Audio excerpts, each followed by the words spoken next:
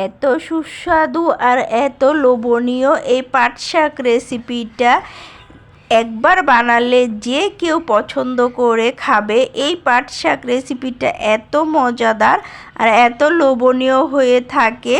আপনারা তো পাট শাক অনেকে অনেকভাবে খেয়েছেন, তবে একবার হলেও এভাবে ট্রাই করে দেখতে পারেন। এভাবে যদি খেয়ে থাকেন বুঝবেন, আর যারা তারা ফলো করতে পারেন। এত মজার আর এত সুস্বাদু হয়ে থাকে। এখানে কিন্তু আমি পাট শাকগুলো আগেই বেছে নিয়েছি, এখন ধুয়ে নেব। আর এখানে ডাল নিয়েছি, ডালের মধ্যে আমি ডালগুলো ভালো করে ধুয়ে পরিষ্কার করে নিয়েছি। তো ডালের মধ্যে সামান্য একটু হলুদের ফাঁকি, 1 চিমটি মরিচের ফাঁকি, ধনিয়া ফাঁকি, জিরা ফাঁকি, আদা রসুনের পেস্ট সব কিছু দিয়ে আমি চুলায় বসিয়ে দিয়েছি। আর ওদিক দিয়ে আমি এখন পাট শাকগুলো ধুয়ে ভালো করে কেটে নেব। তো যারা এই রেসিপিটা খান নাই একবার হলেও ট্রাই করবেন। আর আমি এই রেসিপিটা কিভাবে বানিয়েছি সেটা আপনাদের মাঝে শেয়ার করতে চলে এসেছি। হ্যালো এভরিওয়ান, আসসালামু আলাইকুম। সকলে কেমন আছেন? আশা করি আল্লাহর রহমতে ভালো আছেন সবাই। তো ডালটা আমি এখন বসিয়ে চুলায় দিয়ে দিলাম ঢাকনা দিয়ে। এখন পাট শাকটা ধুয়ে নেব। পাট শাকটা কিন্তু আমি আগেই বেছে নিয়েছি। তো অফ ক্যামেরায় আমি পাট শাকটা ভালো করে ধুয়ে নিয়েছি 3-4 বার পানি দিয়ে ভালো করে। তো ধুয়ে এখন শাকটা কেটে নেব। এত কুচি কুচি করেও কাটতে হবে না, আবার বেশি করেও কাটবো না। তো আমি এমন করে কেটে নিচ্ছি। সবগুলো পাট শাকই এভাবে কেটে নেব। তো এই রেসিপিটা যারা খান নাই কখনো একবার ট্রাই করে দেখবেন। এত লোভনীয় আর এত সুস্বাদু হয়ে থাকে আর এত মজাদার, যা কল্পনাও করতে পারবেন না। খুবই মজাদার আর খুবই সুস্বাদু।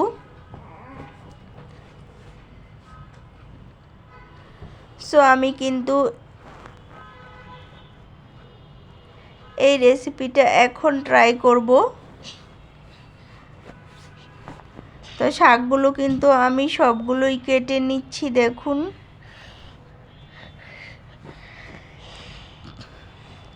সো সবগুলো শাকই আমি এভাবে কেটে নেব। আর এই পাট শাক রান্নার মধ্যে আমি লাস্টে দুটি সিক্রেট জিনিস ব্যবহার করব। এই দুটি জিনিস ব্যবহার করলে পাট শাক আরও দ্বিগুণ স্বাদ বেড়ে যাবে। যারা কখনোই পাট শাক খান না তারাও চেটেপুটে খাবেন। এভাবে যদি একবার রান্না করে খেতে পারেন তাহলে কখনোই ভুলবেন না, সারা জীবন মনে থাকবে। আর সব সময় কিন্তু এভাবে ট্রাই করতে ইচ্ছে করবে। তো আশা করি সকল বন্ধুরা আমার ফুল ভিডিও দেখবেন, তাহলে বুঝতে পারবেন যে আমি কিভাবে রান্না করেছি। আর আমাকে ফলো করে যদি রান্না করেন তাহলে তো কথাই নয়।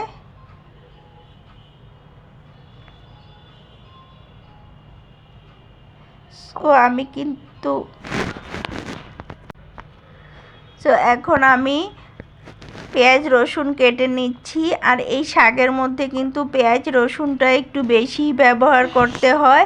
শাকের মধ্যে কিন্তু পেঁয়াজ রসুনটা বেশি ব্যবহার করলে খেতে কিন্তু আরও বেশি স্বাদ হয়।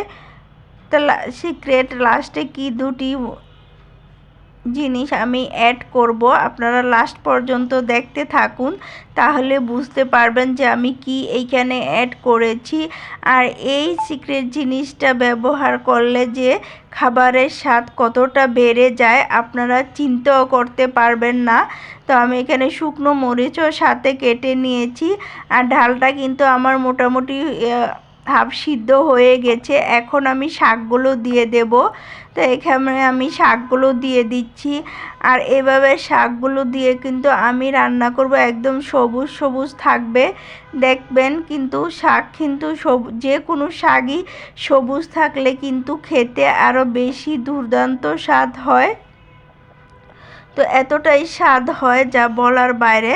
তো শাকগুলো কিভাবে সবুজ রেখে রান্না করতে হয় সেই টিপসও আমি আপনাদের সাথে শেয়ার করব। তো শাকগুলো দিয়ে কিন্তু ঢেকে দেবেন না, ঢেকে দিলে কিন্তু শাকের কালারটা নষ্ট হয়ে যায়। আর এভাবে যদি রান্না করেন তাহলে শাকটা কিন্তু সবুজ থেকে যায়। তো পাট শাক হতে কিন্তু বেশি সময় লাগে না, খুব অল্প সময়ে কিন্তু রান্না হয়ে যায়। তো শাকগুলো দিয়ে আমি কিছুক্ষণ নেড়ে চেড়ে নেব, এরপরে বাগার দিয়ে দেব একটা কড়া করে। আর এই শাকের মধ্যে কিন্তু বাগার না দিলে খেতে বেশি ভালো লাগবে না। আর বাগারটা কিন্তু আমি দিচ্ছি দেখুন শুকনো মরিচ, চাইলে আপনারা কাঁচা মরিচ দিতে পারবেন, আমার কাছে কাঁচা মরিচ ছিল না তাই দিলাম না। আপনারা কাঁচা মরিচ শুকনো মরিচ দিয়ে এই শাকটা বাগারটা দিবেন বেশি করে পেঁয়াজ রসুন দিয়ে, তাহলে কিন্তু আরও বেশি স্বাদ বেড়ে যাবে।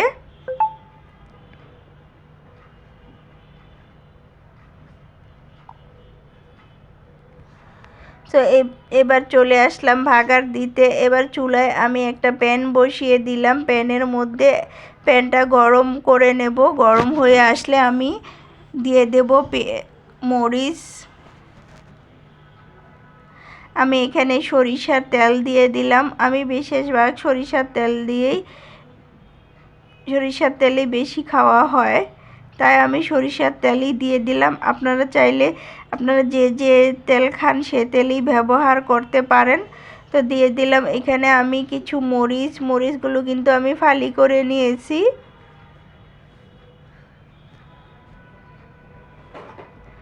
তো মরিচগুলো সামান্য একটু ভেজে নিচ্ছি। মরিচগুলো সামান্য ভেজে তারপরে এখানে দিয়ে দেব পেঁয়াজ রসুন। এখন দিয়ে দিচ্ছি আমি পেঁয়াজ রসুনগুলো দিয়ে কিন্তু একটু ভালো করে ভেজে নিতে হবে। আর পেঁয়াজ রসুনগুলো দিয়ে কিন্তু একদম কড়া করে ভাজতে হবে।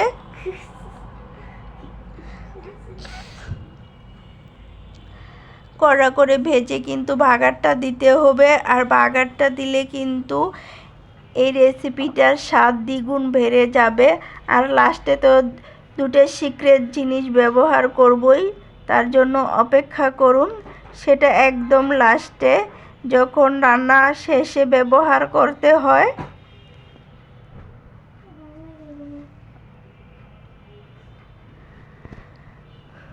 তো এখানে কিন্তু আমার পেঁয়াজ রসুনটা মোটামুটি কিন্তু দেখুন একদম লাল লাল হয়ে গেছে। এখন আমি এইখানে ঢেলে দেব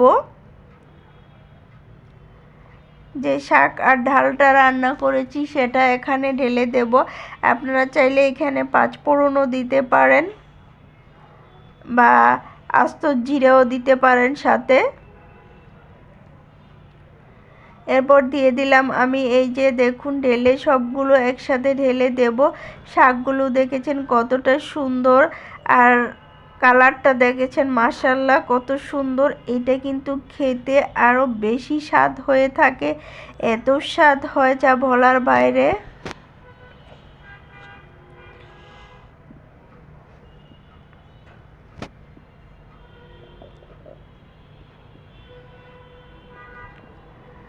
তো দেখেই তো বুঝতেছেন যে কতটা মজা হয়েছে।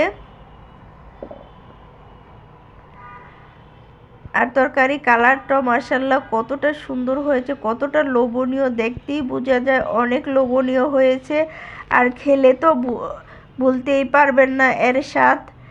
তো এরপর দিয়ে দিলাম এখানে আমি ঘি। লাস্টে যে দুটা জিনিস ব্যবহার করব সেটার মধ্যে হচ্ছে একটা ঘিটা দিলে কিন্তু ঘ্রাণ অনেক সুন্দর আসে আর খেতেও বেশি স্বাদ হয়।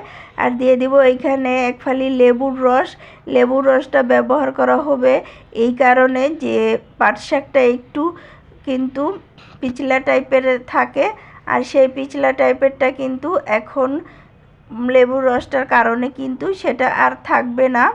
তো যারা কখনোই পাট শাক খান না তারাও কিন্তু খাবেন এইভাবে রান্না করলে।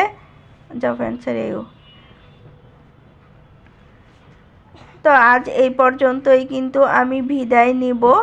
তো আমার ভিডিও বা ভয়েসের মধ্যে যদি কোনো ভুল ত্রুটি হয়ে থাকে তাহলে প্লিজ বন্ধুরা ক্ষমার দৃষ্টিতে দেখবেন।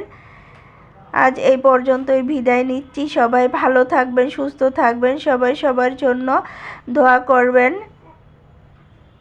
আল্লাহ হাফেজ। আসসালামু আলাইকুম।